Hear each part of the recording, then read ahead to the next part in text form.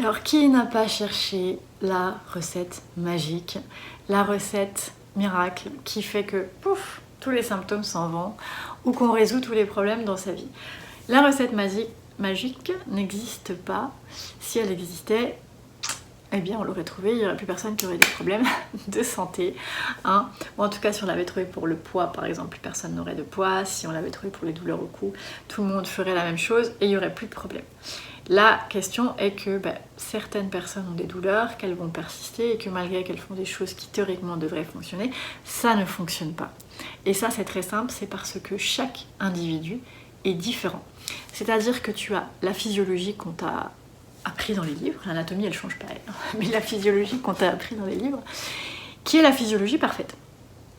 Or, moi j'ai constaté dans ma pratique que personne n'a la physiologie parfaite. Pourquoi? Parce que les corps se transmettent des choses de génération en génération et donc on se récolte des programmes qui sont incrustés, alors oui dans l'ADN, mais pas que, dans le système nerveux, dans le système endocrinien, etc., qui aboutit à un mode de fonctionnement et qui, par accumulation, par déclenchement, par accident, etc., à un moment donné va provoquer des symptômes. Et que donc tant qu'on n'a pas compris sa propre physiologie interne, comment on fonctionne et qu'est-ce qui se passe dans notre corps, eh bien on va se retrouver avec des symptômes et que les voies classiques pour résoudre ces symptômes, même si c'est censé fonctionner, et que je suis d'accord avec ça, ça ne fonctionnera pas parce que en amont, donc je te réfère à ma vidéo qui explique les mécanismes qui sont à l'origine du symptôme, c'est pas le symptôme le problème, c'est toute la physiologie qui s'est mise en route et qui conduit à ça.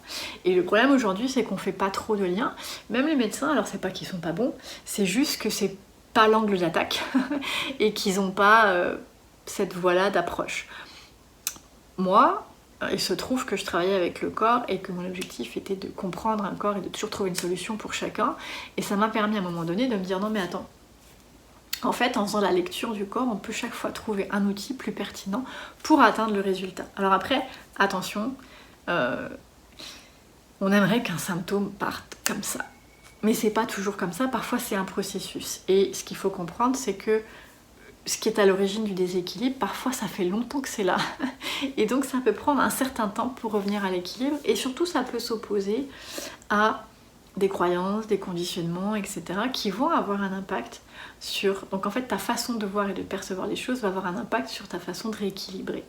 C'est pour ça que je parle de conscience de soi, qui est à la fois une conscience du fonctionnement du corps, théorique un peu, de comprendre comment il fonctionne et d'aller à la découverte de son propre corps, et de connecter avec soi, ce que j'appelle la conscience corporelle, donc la connaissance de soi, connaissance du corps, plus la conscience corporelle qui crée la conscience de soi, fait qu'à un moment donné, on renoue aux instincts et on a un cheminement qui nous est propre. Donc par exemple, des cheveux secs pour une personne, ce ne sera pas la même chose que pour l'autre personne, même si à l'origine c'est toujours un déséquilibre de thyroïde et de surrénal.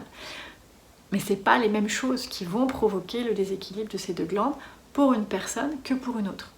Et c'est dans l'histoire individuelle, c'est dans la compréhension du mode de fonctionnement de soi-même qu'on trouve la clé et qu'on comprend qu'est-ce qui crée le mécanisme à l'origine de ce déséquilibre-là.